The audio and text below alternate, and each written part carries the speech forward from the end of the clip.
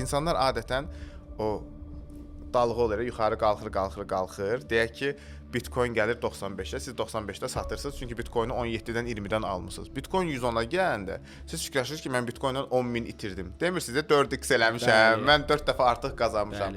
Amma mən o qazancı ilə xoşbəxt olan insanam deyəndə, mən hər zaman deyək ki, X coin-u da alanda mən onu nə zaman satmaq istəyirəm, avtomatik bir fill order qoyuram.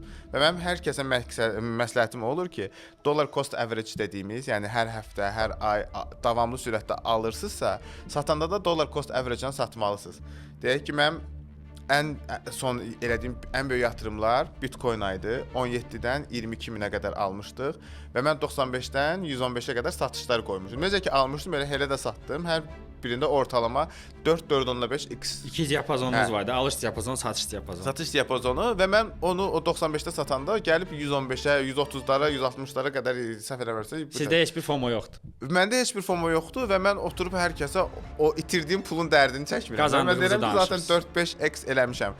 Və çox insan, yəni əminəm ki, siz də bayaq dediniz də ki, 20-də satdım, sonra 75-ə gəldi, çıxdı Trump token. Siz oturub ağlamalısınız ki, indi mən ayda o qədər pul. Əslində yata-yata 5x qazanmışam. Yəni 500% pul qazanmışam yatırımımdan. Məncə 8 saata yata-yata yəni ən gözəli rekord loteriyadır.